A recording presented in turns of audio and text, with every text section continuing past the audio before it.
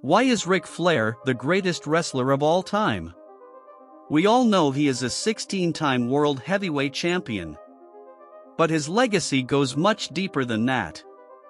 He had a 50-year wrestling career from 1972 to 2022. His life often imitated art. He has been married 5 times.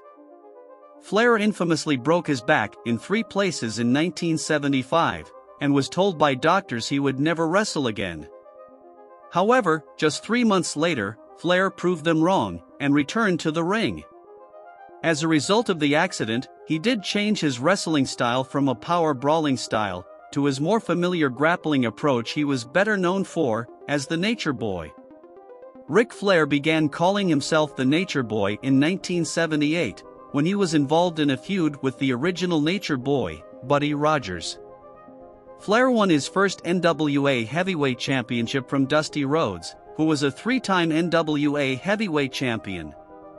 During the 1980s, Flair battled the likes of Harley Race and Dusty Rhodes in steel cage matches for the NWA title at Starrcade and the Great American Bash. Dusty Rhodes once even passed out from the figure 4 leg lock.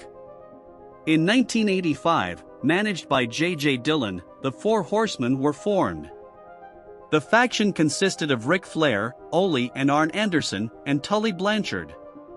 The Four Horsemen was the most dominant faction in wrestling between 1985 and 1988. Between 1988 and 1991, Flair and Sting battled ferociously over the NWA and WCW World Heavyweight Championships.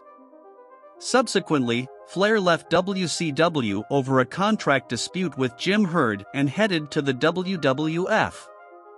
Flair entered number 3 at the 1992 Royal Rumble, lasting over 60 minutes, and claimed his first WWF championship. Flair lost and regained the title from Randy Savage, before ultimately losing the belt to Bret Hart.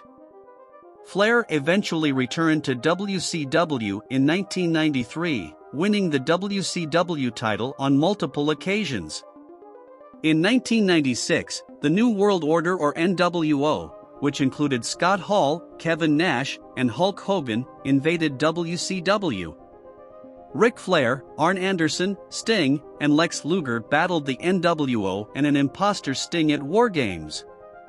Luger ultimately tapped out to the imposter Sting's Scorpion Deathlock.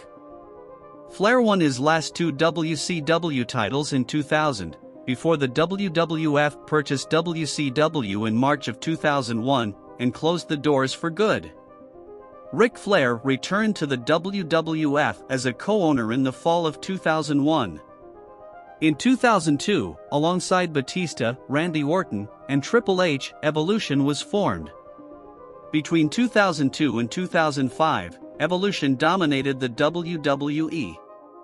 In 2006, at 57 years old, Flair was Intercontinental Champion for 155 days, before losing the title to Shelton Benjamin. Later in 2006, Flair became Tag Team Champions alongside Roddy Piper before losing the belts to Rated RKO.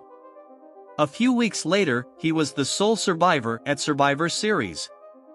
At WrestleMania 24, in 2008, Flair was defeated by Shawn Michaels in a retirement match. He was inducted into the WWE Hall of Fame the day before. However, Flair did not retire. He went on to Impact Wrestling in 2010, where he wrestled until 2012.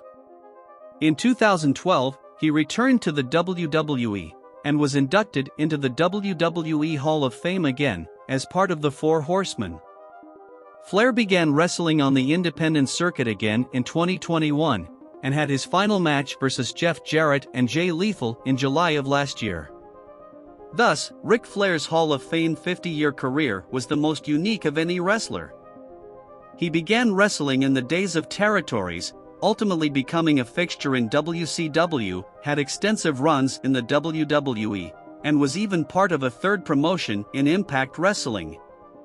Having his final match at 73 years old, being at least a 16-time world champion, and the dirtiest player in the game, Nature Boy Ric Flair is truly, without question, the greatest wrestler of all time.